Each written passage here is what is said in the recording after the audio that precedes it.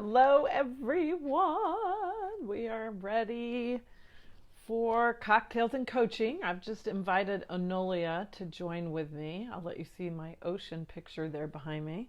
So it's a few minutes early. It always takes us a couple minutes to get me and my co-host on, but I can see she is on her way. Let's see. Add the here.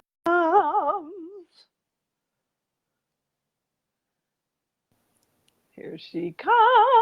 Hello! Yay! We did it. We Yay! did it. Oh, yep, that way, that way. That That's way, the that way. way. That way. I How are know how you? I am wonderful. How are you? I'm doing absolutely wonderful. Good. Are you here? Are you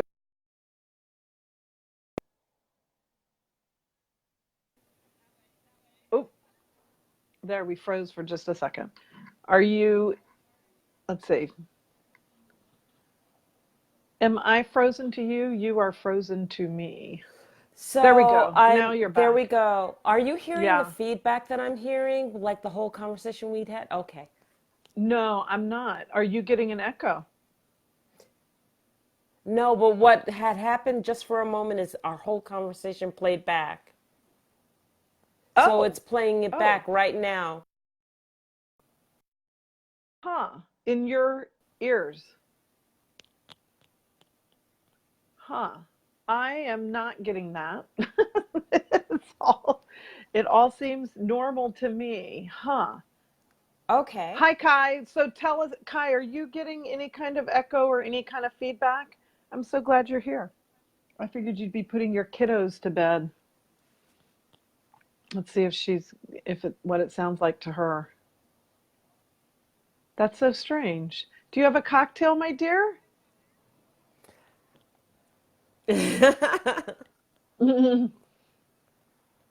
There you go. Nothing wrong with that. Nothing wrong with that. Not at all. Not at all. Yeah. So you're not So getting the is it an yeah, echo? because you Is it know what, like it's an echo? it's actually playing back. Do you have a cocktail, my dear, in our conversation just in that brief second? It's playing the whole thing. I'm going to Huh. actually try this without the headphones. Okay.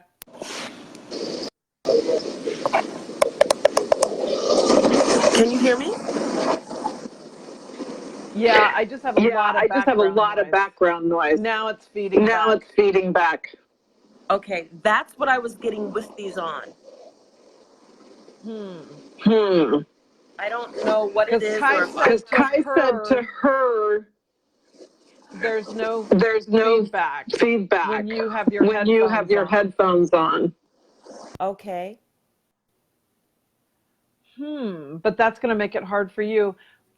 Joyce, I cannot believe you're here. I haven't. So Joyce Fosig is here. I haven't spoken to her or seen her in probably, oh my gosh, maybe 10 years. She was in a leadership program that I led when I worked for the Pennsylvania Association of Realtors back in that must have been about 2010 or 11 or something. How fun. This is what I love about Facebook, right? It lets you stay connected to people that you would have Mm-hmm. normally lost track of ages and ages ago. So how fun. And Midge is here. Hi, Midge. So I think it's good maybe for everybody but you, and I don't understand why. I've never had a co-host that got that delayed. It's almost like a recording on a 5-second delay or something. Yeah, and you know what? Is It that, stopped. It stopped so oh, far. okay. So Okay, maybe good. it's my headphones, but I unplugged, I plugged back in. Right now And you're now you're clear as okay. day. All Yeah. right, we'll just thank the technology gods for that and go with it. Yes. Yes, yes, yes. So how fun. So we have Midge and Joyce and Kai. Kai's making pancakes for her kids. That's nice. Oh. Um, Such a good mom. Um, so I know that some other folks will come on, but it's probably, is it 5 o'clock? Yeah, I've got 5:03, so we'll kind of get going. I am so grateful that you're here, Enolia. And even though in a way that we didn't even understand back probably 10 years ago, our paths probably crossed through Sierra Bender, and that Yes. retreat at Omega, Oh, you I'm wearing her actually came. T-shirt today. Oh, are you? Oh my gosh, that's Got funny. us The to the goddess to core the boot core. camp. Yes, yes. So back, it feels like 100 years ago, but it must have been, I don't know, 10-ish, or maybe not quite that Hmm. many, 7, 8. Um, my friend Nilla, who was our co-host last week, she and I went to the Omega Institute up in Rhinebeck, New York, and did Sierra's Goddess to the Core, week a week. It was like a 5-day, Hmm. thing, and Yes. loved it. I used to have the T-shirt, but I've I don't know, don't have the T-shirt anymore. But that was a great program, and so I'm super intrigued by your journey. If you'll just kind of give everybody, just tell the story of your journey from being, a corporate America, working, for Corning in Corning, New York, and a city girl and all of that, to this, being taught by the ancestors and the grandmothers and, shaman training and all these things. Like that's a big leap from one to the other. It And really is. it's Yeah. it it's so intriguing to me, because I think when people make I just think it's always really profound when people make that big of a shift in their lives. So share with us a little bit about your story so we can know you better, and everybody else who's watching, whether you're with us now live, or even if you watch this in the replay.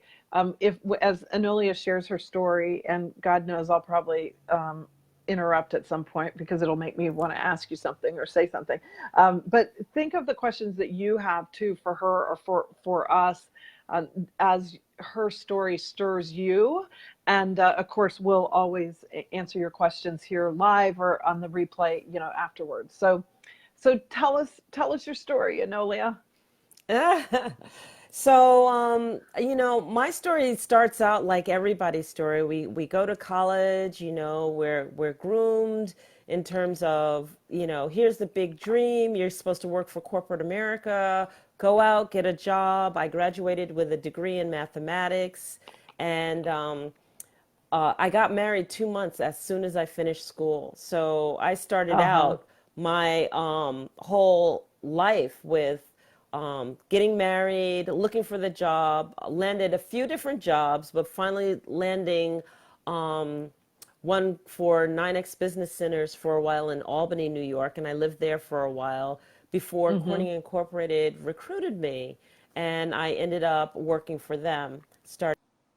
So my year is like a 20-year career. I mean, I worked for them a long time. And it Wow, was 20 towards the end years. of my career.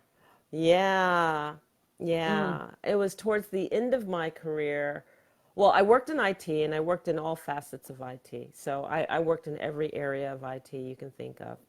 And ended up doing some project management work, but going towards the end of my career, and we all aspire to climb the corporate ladder and get the titles and everything that comes associated with the titles, but I found in my heart that something was just missing. It just, Mm. I was doing the career, but it wasn't fulfilling. It wasn't fulfilling Mm-hmm. me.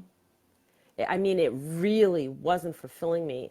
And, if anybody who is looking at this that's from corporate, they know what I'm talking about. Very few admit it, but many, many, many feel it.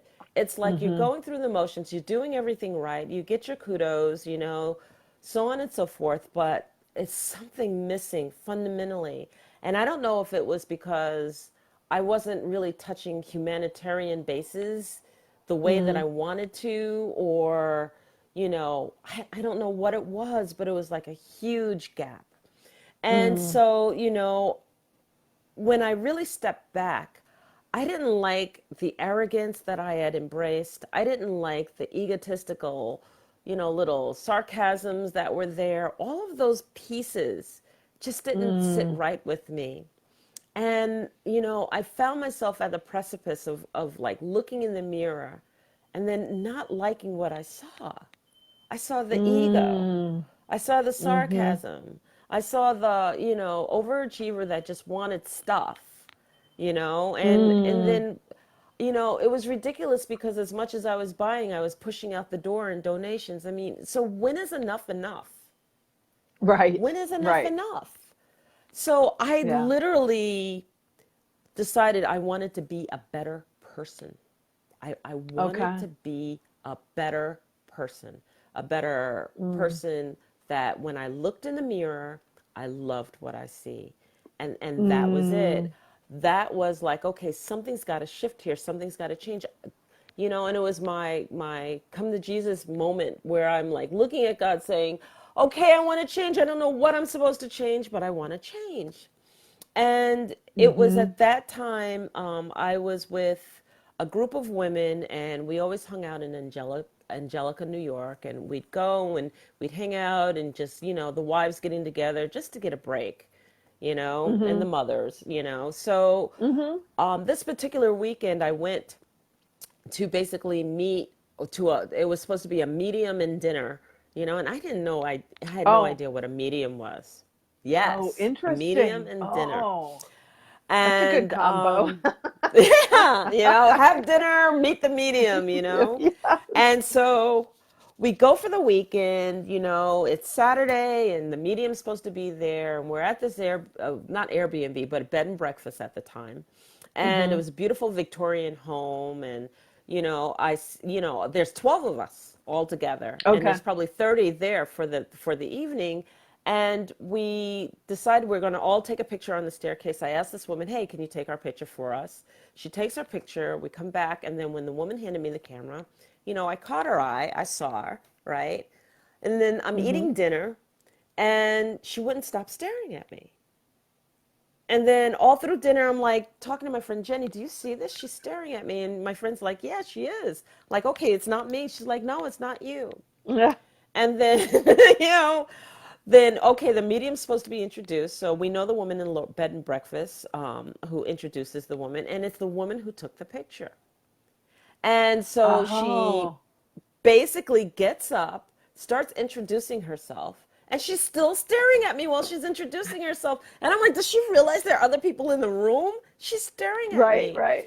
She finally interrupts her introduction of herself and says, I am so sorry. There is an entourage around you, and they will not let me take my eyes off you.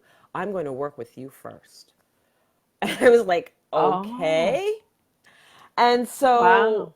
she comes over, she puts her hands on my shoulders, and I guess she reads for me, and that's when she said, your family's all around you, they love you, they support you. You're not open enough. You're Mm, so closed down.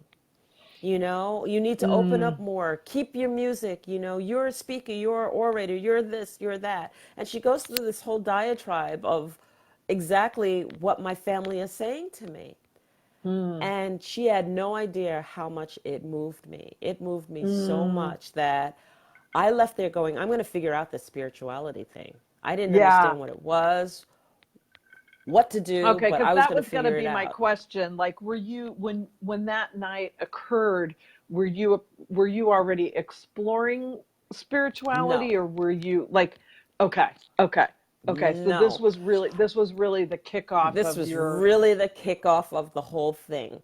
And I started hmm, reading books, what a spirit guide is, and your aura, and mm-hmm, just all of these mm-hmm, aspects. Because I was a big, big, big, big reader, and I'm reading, and I'm reading, and I'm reading, and I'm reading, and then, I told my family about her, and I'm going to cut through a story real short. But I saw her a year ago, a year later, and she knocks on my window and we have dinner, and I was like, you have no idea, you impacted my life. I'm reading like crazy, I'm reading voraciously, I want to see you again. And then I saw her a second time as a medium. She was doing a whole nother group, and I brought my husband with me at the time, and she reads him and she reads me, and it's validated even more, and he sees it firsthand. And then I go to invite her to my home 6 months later, and when I called her house, her sister said, well, who is this calling? And I'm like, oh, it's Enolia. I'm a friend. I met her, so on and so forth. And she said, well, I'm sorry she passed away. And I'm like, Oh, what? She's like, she passed away. Her name was Janine. And it hurt me so deeply. I was like, this yeah, is it. I need an elder. yeah, I need to understand how to process this work. She opened up a whole realm of questioning of everything. yeah. And I didn't know. So that's when I started calling in for a grandmother. And that's how I stumbled over the 13 indigenous grandmothers. So tell us more. Well, let's see. Okay, I don't want to forget to go to the indigenous grandmothers, okay? But Mm-hmm. at this point, so when you find out she's passed away, how has your life changed from the like, have you quit your job yet? Or are you still in your job? Or like No, what? I'm still in Okay, my job, and this all this stuff is just right now. I've just read a tremendous amount. I okay, hadn't done anything. All I've done is I have the book knowledge of understanding a level of foundation that there are things called chakras. You have an right. aura. Yeah, Do your own work, whatever that means. yeah, yeah. All of that stuff. But like, I didn't have someone to talk to digest it, someone to talk to Yeah, that had experiences, someone to talk to that could put it all in perspective. yes. And Okay. so, at So this that's what point, led you to the 13 13 grandma. indigenous grandmothers. Mm-hmm. Exactly. I kind of knew that they were prayerful. I stumbled over them and their prophecy, and they looked fascinating to me. And I decided to ask that as a Mother's Day present at the time when my husband had asked, hey, what do you want for Mother? I'd love to go to this conference. I know it's, completely outrageous in terms of, to ask for that kind of a gift, but that's what I wanted. And he and the boys gave it to me, and I have two sons. Oh, that's sweet. So I go, and that's when it hit me. That's when it was like, Okay. these women are praying, and I feel it. I Yeah. feel stuff moving inside, and they're hundreds and hundreds of feet away, and this is the first time I saw ceremony done. And the Okay. grandmother who moved me like the most was a 4'2" woman from Nepal, one of the indigenous grandmothers. And I'm like, how can this tiny woman command so Mm-hmm. much energy and power that I feel it like 500 feet away from her? I Mm-hmm. needed to figure this out. I wanted to know about this. Mm-hmm. And it was during one of those prayerful times that I met who would be my first indigenous grandmother teacher, Grandmother Isabel Mawasaki of the Ojibwe Nation. And I spied her being introduced by or acknowledged by one of the 13 indigenous grandmothers, Grandmother Margaret. And I caught her when we were all dismissed. I caught her coming out of the gathering, and I went up to Grandmother Isabel, and I was like, I introduced myself. I was like, I really want to learn, and would you be willing to teach me? And I'm like, oh my gosh, this woman's going to say no, because here I am just like bombarding her. Mm-hmm. And she actually hands me her card, which is just a beautiful picture of her with her contact information. And she goes, well, my girl, if you're really serious about this, come up and see me sometime in Northern Canada. And I said, are you sure? Because I will come. And Don't she's make me an like, offer like don't make that if me you an don't want me to offer say yes. because I will come. And she said yes, and I did. And Interesting. that started the whole road.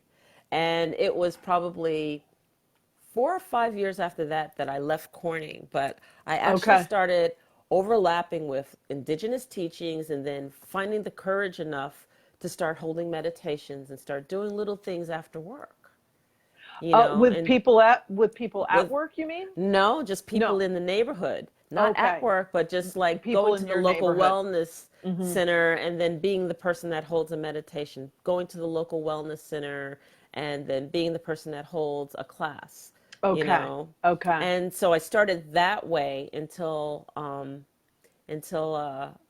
had another epiphany that just said I can't do this anymore. Mm-hmm. Mm-hmm. Yeah, Mm-hmm. at work. So Wow. So how did the training teaching go when you went to Canada and worked with her? Like, what was that process like? That was an amazing process. It was probably one of the biggest shifts that I had because I came from this corporate background and everything that I had been taught, go after what you want, assume the position that you want, be the leader that you're going to be, shine in front of everybody else, and make the statement. And, that's the Mm-hmm. patriarchal way, Mm-hmm. you go head to head with the man, meet the man, be like the Mm-hmm. man. Mm-hmm. None of it worked there. Every Mm. single time I did Mm. something, I put my foot in my mouth at Grandmother Isabel's. Um, you don't do that. You listen. You sit in circle. You're not trying to outshine anyone. So each egotistical moment got handed right back to me in the most Mm. compassionate and dignified way. The most Mm. compassionate and dignified way. She showed me a leadership just in correcting me Mm. that was compassionate, loving, strong, Mm-hmm. where you stand in you stand your ground. Mm-hmm. Excuse me. Mm-hmm. But it wasn't about it wasn't about competition. It was Yeah. about that everybody who was present, their voice was respected. It was acknowledged. It was Mm-hmm. beautiful. Mm-hmm. It was about learning how to stop looking for answers outside of yourself and seek them inside. Yeah. Okay. So that Yeah. is one of my, big themes, big passions. And I think it's something that I've really been very consciously working with for about 5.5 years. I remember when I was following at the time, I guess you would call her an energetic, healer, teacher, whatever. Her name is Rika Zimmerman. And I don't even know if she's still around. I didn't continue following her for no reason whatsoever, just, whatever. I started following other people, whatever. But she said one day, I was on like a teleconference kind of thing with her, and she said, if we only really, really, could understand that there's no power outside of us greater than the power inside of us. And I remember, I was here in San Diego. I hadn't moved here yet, but I was here. And like, I remember where I was driving in my car, and it was just like, oh my gosh, like the gravity of the truth of that Mm. simple statement. But, not that I'm super uncommon in this way, but as a woman in the culture, in the religious, culture that I grew up in, my family, all these things, I I thought everything was more power, without even thinking about it, like in a Mm-hmm. very unconscious way. I thought everything was more powerful than me, including my perception of God, which was a very outside of me, kind of perception. And even though at that point, that was, like I said, like 5.5 years ago. So I had long been on my spiritual journey. So I probably wouldn't have said out loud, I think God's outside of me. Like I was Right. shifting that belief, but it's a long time, or it is for me a lot of times, to get something from what I would say I believe to what's really, really in that unconscious level, anchored in my body, anchored in my heart. You just know that you know that you know, and nothing would shake you off of it. Because Right. I think first starts with the belief, this idea, maybe it's a belief with a small b, I don't know, this idea of that spirituality brought to me of, okay, God's not outside of me, Mm-hmm. God is in me, and is me, not just in me, but is me. Is I'm me. not, I'm not, there's no separation there. It's not me and Exactly. him or her. It's just us. And so even though, like, sort of mentally, conceptually, I would have said I believe that, it's not really how I felt in my life, particularly if things were difficult. So at Mm-hmm. this time, 5.5 years ago, I had a big crisis, left the last man that I've, been in a relationship with. And so I had a lot of things. I wasn't working. I was financially dependent on him. So leaving him meant a lot of, I didn't have a home, so I had no home, no job, Yeah. so Yeah. it meant a lot of crisis at one time in multiple areas of my life. And that kind of thing can, really shake you. And so what I realized when she said that was, even though I wouldn't have thought I believed otherwise, it Mm-hmm. made me realize that on that capital B belief, that unconsciously I was still holding on to all kinds of separateness Yes. that was more powerful than I was, Yeah. really. I mean, that's, what it was. Oh, hey, Dana, happy to have you here with us. She was a Cocktails and Coaching co-host a few weeks ago. Oh, Um, beautiful. yeah, yeah. And so and I know now, like now I know, and I'm not completely on the other side of what's been happening for me really over the last 2 years, but more intensely the last year.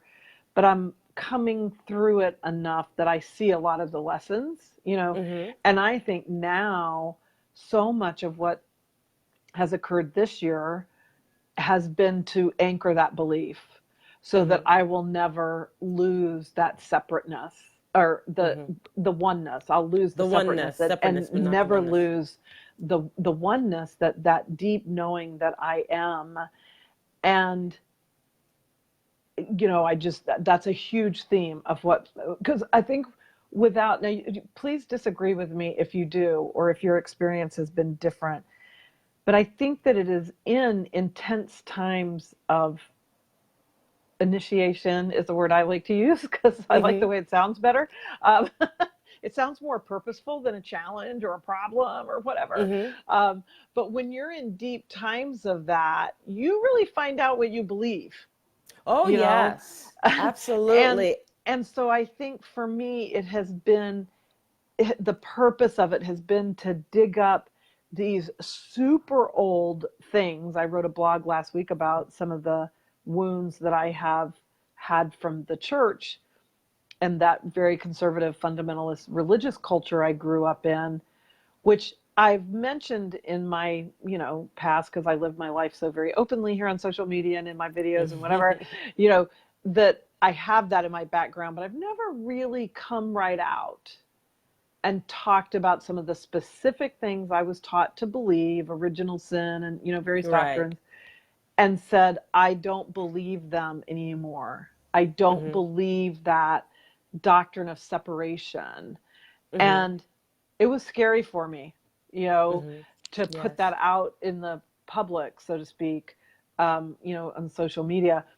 But it's been amazing, Mm-hmm. the response I've gotten. No haters so far. I mean, I had some people unsubscribe, but they unsubscribed quietly. So that's like, That's yeah, okay. that's the best, because go ahead and unsubscribe.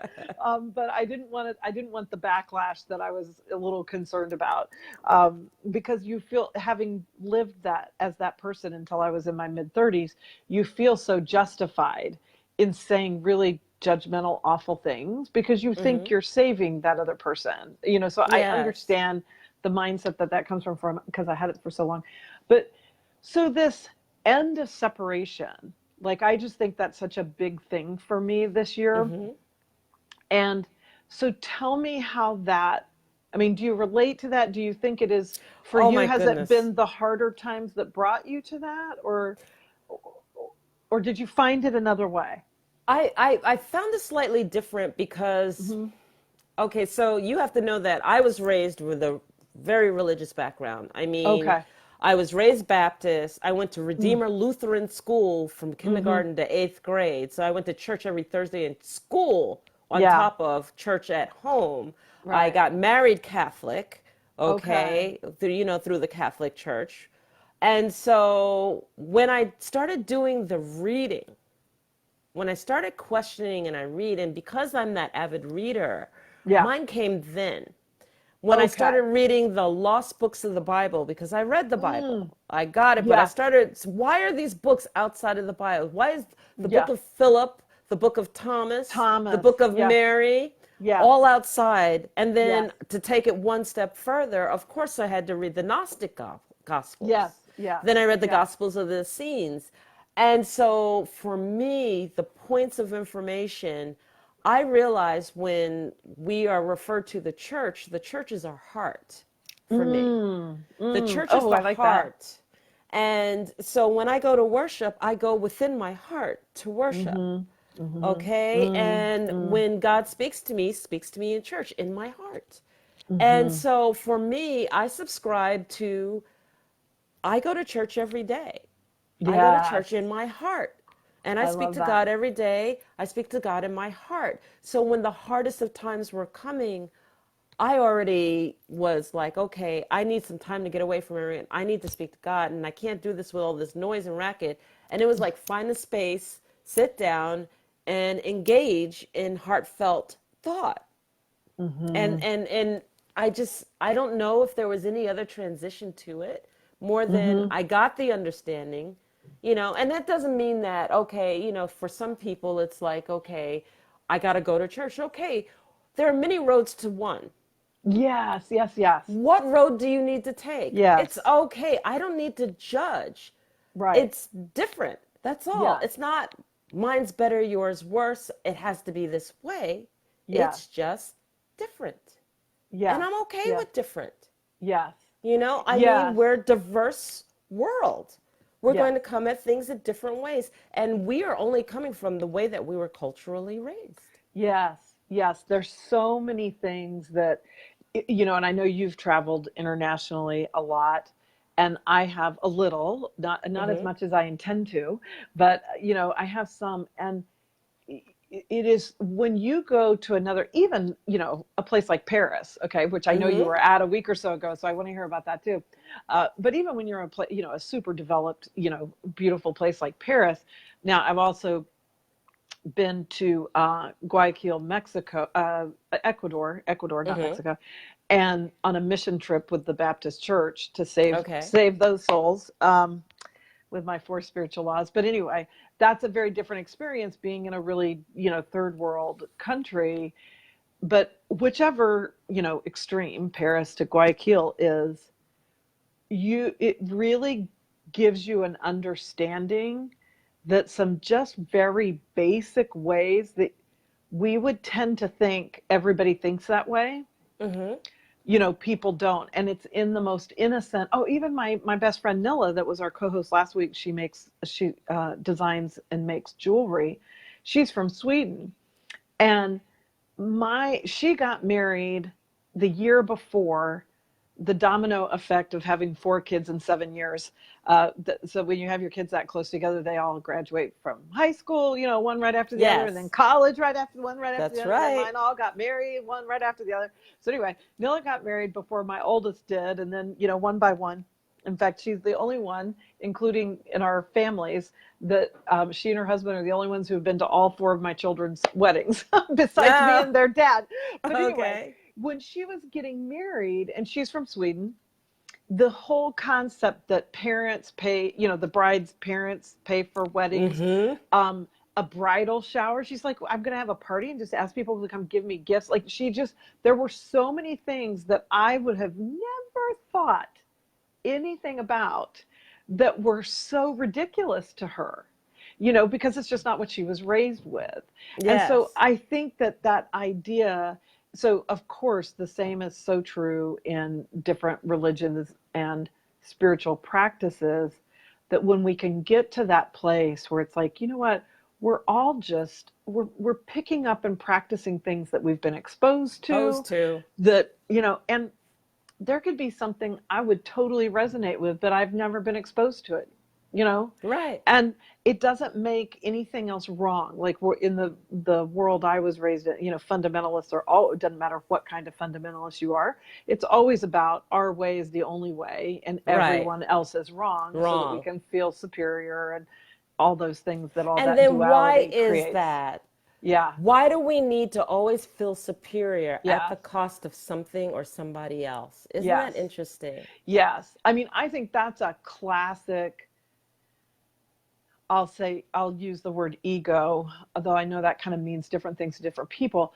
But that part of us that is that kind of socialized, who we become, not Yes. the essence of who we are, but who we become because of the environment we're in, that part of us, all those false, selves, I think it feels protective somehow, or we're Mm-hmm. cultured into it feeling protective to be the right ones, Mm-hmm. in sort of the nature of a dualistic uh, world. If when taken to the extreme, and I used to think this way, everything is falling into either right or wrong. Yeah. Well, if that's all there is, gosh darn it, I want to fall into the right camp, and then you get those very insidious. I mean, some people are super overt with it. For me, I'm not a super competitive person, so I'm not prone to the competitive aspect of it, but there's a seduction to Oh, the yes. superiority, is the best way. Not that I would have ever said it that way to myself, but the superiority that you feel when you feel like, oh, well, we have the answers. They Mm-hmm. don't. We do. And Yeah. it puffs up that ego, that false, those false identities that we get so very attached to. And I think, and I'd love to hear your take on this, as the process of letting go of those attachments can be very disorienting and sort of frightening, because they can feel like that's who you are. Like Yes. I felt like this is who I am. I mean, I've never thought I was a phony, Mm-hmm. but I was so, now the way I, would look back on it and describe it is when I was in my teens, 20s, 30s, I was just working so hard to be who I thought everybody wanted me to be. It was Yes. sincere in a certain regard, but it was also totally phony, because, Yes. but it didn't seem that way to me at the time. And as I had the courage, or had the challenge that allowed me to see it differently and go, wait a minute, what if there are many paths? And really, what's the problem with that? And So, so yeah. yeah, so tell me what that was like for you. So I'm going to give you a story, and this is one of the stories I actually wrote in my book. So here I am Okay. coming from Corning Incorporated, and I connected with grandmother Isabel, and I'm working with her dear, dear, like a daughter to her, Ellie, to pull together our first retreat. And she's like, "You want me to teach you while I'm holding a retreat, get women to come." So I'm all excited. I'm learning how to, pull together a indigenous retreat, I'm using my project management skills from corporate, so couldn't have any problem with that. So, Right. we get there, I get there a few days early. I have these really great epiphany moments where we're sitting quietly and we're contemplating, we're thinking, and I don't overstep my boundaries, but, my eyes are being wide open because things are taking place that I'm not used to, and I could get bogged down in the details, and I'm not. I'm just going to get to the Okay. point. So it's time for the it's time for the retreat to start, right? And my chest is puffed out. I had helped pull this together, and I'm Yes. like, okay, to my friend Ellen, come on, it's your turn, it's your turn. It's not your turn, but come on, we got to go out and we got to meet grandmother, and we're going to kick this thing off. And she's like, I'm not going. And I'm like, well, what do you mean you're not going? And she's like, I'm not going. I don't need to go there when she kicks it off. I'll join later. I'm like, but that doesn't make any sense. We pulled everything together. We pulled the agenda together. We did this. We did that. I want to go there and get props, go Right. through the Right. agenda and everything. And she's like, I don't need to go. And I didn't understand it. Yeah. So I go, and everybody's standing around, and it's about 25 of us. Uh-huh. And so I'm like, okay, we're all ready to get started, and we're going to kick off this, gathering, and here's what's on the agenda and everything else. And about 5 minutes into it, one of the grandmother's right hands, Sandy, goes, Enolia, can we just take a 5-10 minute break before we get started? And I'm like, okay, people who have to use the bathroom, go use the bathroom. So I walk away. Actually, I ran to use the bathroom. She caught me on the way out, and she's like, Enolia, do you feel the need to run this meeting, this gathering? In the history of all that I've ever known, we have never, ever kicked off a gathering that way. That's not our way. Do you feel the need to be in the lead? And it was at that moment Oh, wow. that Oh, I saw all of the training and everything that I had been taught how to do, step up to the plate. You want to be a leader, be the leader, take Right. take command of the situation, blah blah blah. I had put my foot in my mouth. I had came Mm, to learn, and I felt like I had insulted the very person that I had wanted to learn mm, from. And I was mm, devastated, and the tears are coming down my eyes. And I'm sitting here and I'm looking at this. Oh my God, this woman's never going to want to teach me. The arrogance, the ego. I saw it all flashing before me of how mm, I had just, pushed my way in. And so, Sandy goes, okay, we're going to get started. Come on back. And she's like, we're not going to start without you, so you need to get back. So she's like, mm. collect yourself and come. So, I'm drying the tears, and like nobody knew. She did this so Right. nice and elegantly and quietly, right? And I come back and my head's held down because I know. Mm-hmm. I know. Mm-hmm. And I stand opposite, grandmother who's on the other side about the start, and they open up the four directions. And then Mm, grandmother, first, Sandy comes into my ear and she goes, hold your head up high. You have nothing to hold your head down for. mm, Whoa. Right? Because in corporate, what would they have done? Thrown it back in your face mm. over and over and over again and what you did wrong, right? And then grandmother motions over with me with her fingers, only I saw it, to stand next to her. So I stand next to her. And she holds my hand and she just proceeds. Mm, She just proceeds, and she had me stand next to her, you know? And mm, what I saw there for my very first time was compassionate leadership at its best. mm-hmm. They had shared with me without anyone else knowing what was going on in the Right. situation, right? Yes. And they had told me to hold up my head. And Yes. they had held my hand for the support that I needed Yeah. To so do that I that. didn't dwell in my own self shame or self pity or whatever Yes. that stuff we always impose on ourselves because we're groomed to feel bad too. Mm-hmm. Mm-hmm. Yes. And Yes. she Totally. showed me how it wasn't necessary. It just Yes. wasn't necessary. And it was just that she welcomed me in such a way that I Yeah. could learn that lesson right there of the arrogance Right. and the ego without, Right. hand smacking me or belittling me or Right. making me feel ashamed.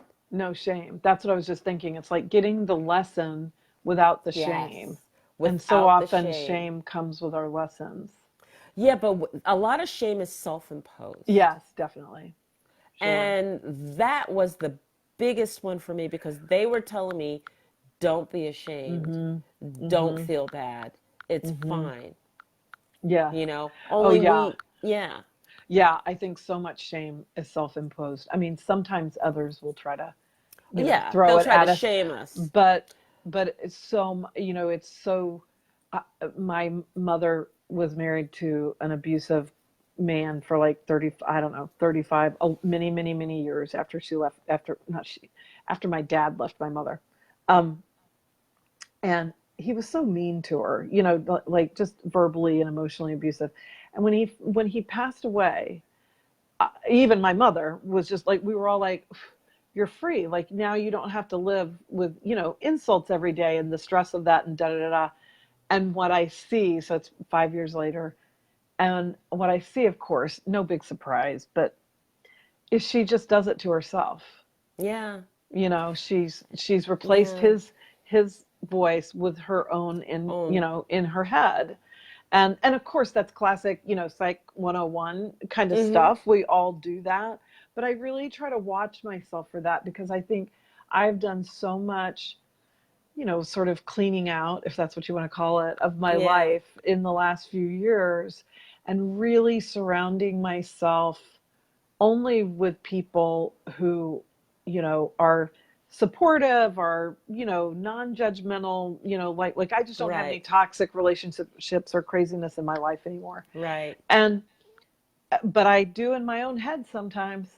Yeah, and I want to go back to that point that you made, which is that what I learned from grandmother Isabel was the power of my words. What I learned from her is that people will project their judgment onto you at all times, and you can either live running around trying to fulfill their judgments, or you can dismiss all of it and really just live for yourself. And that's when what was happening to me at corporate really stood out for me, which was that I was so busy running around trying to take in everyone's feedback and adjust accordingly. Uh-huh. And you don't satisfy anyone or anything Right. by running around trying to behave how people should perceive you. Yes. Yes. That's the facade.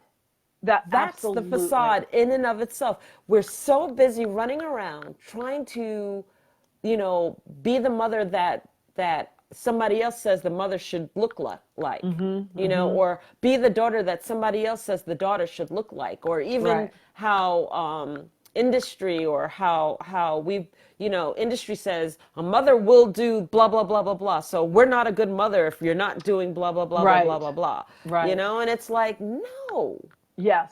So no, many the external, sort of things that are trying to define, yeah, what projections, makes that good or bad. Again, back to the duality, duality, which camp, because we don't want to be in the bad camp. We want to be in the right, right camp, good not the camp, wrong camp, the good camp, not that. And so I think it takes a real tenacity. I think it takes a very real commitment.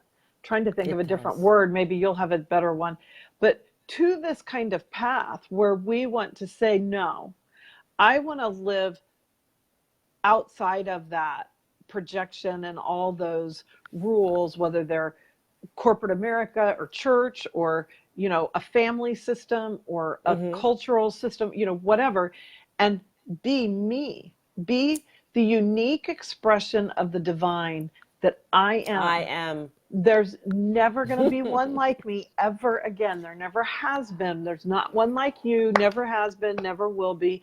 Anybody watching. So we have, I think, a responsibility to be the most, the most authentic me, That we can be. that we can possibly be, because Yes, that's how the divine is able to live through us instead of through all those facades and all those masks and, exactly. I blocked by love all that bullshit.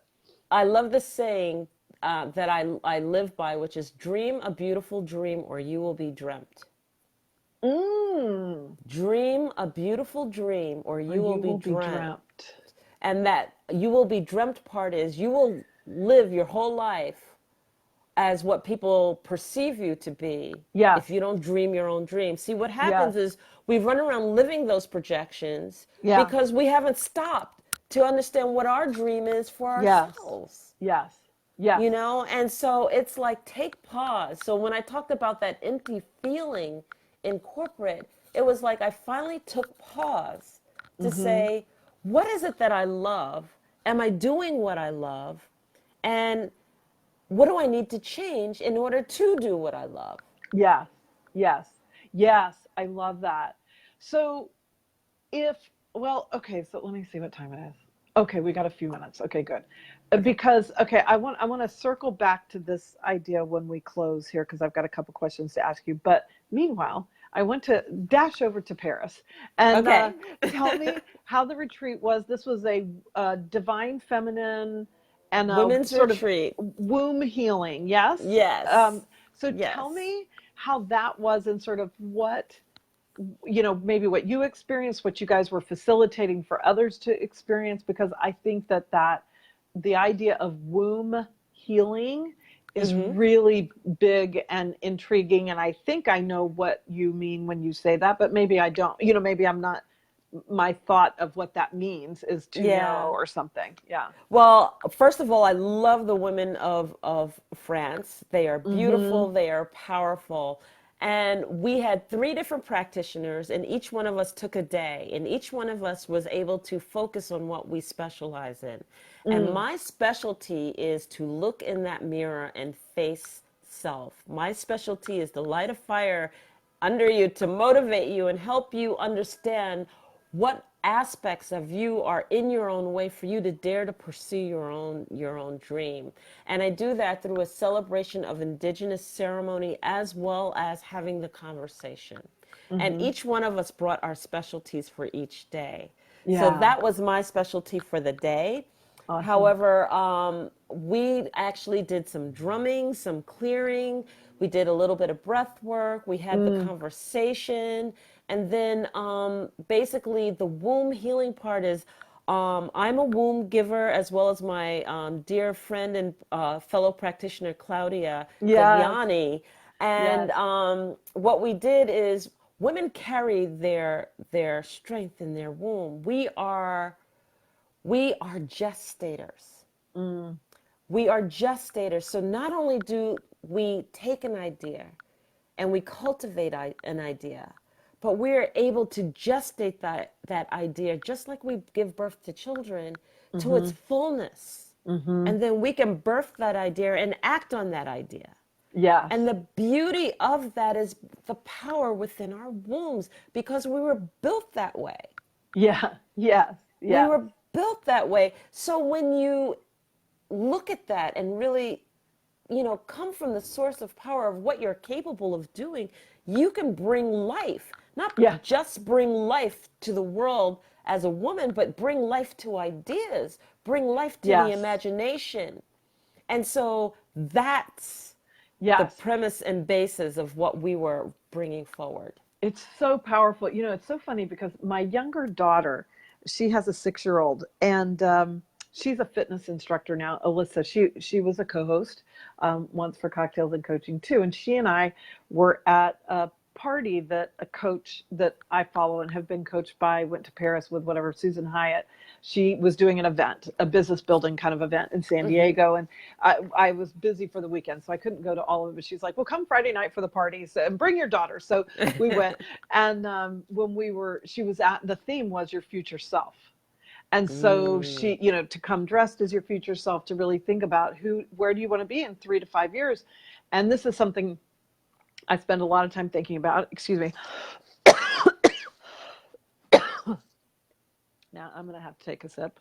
Mm-hmm. And so then, of course, she had a sharing time where we could share. And my daughter was sharing her part. And what she said was, and I've heard her say this before, but it really struck me. She said, because she does a lot of her fitness training is with mothers, young mothers, Right. or new mothers, doesn't matter how old they are. And she says, I made a person, I made a human being in my Mm-hmm. body and delivered her. And that's so powerful. I was just like, holy smokes, that is so true.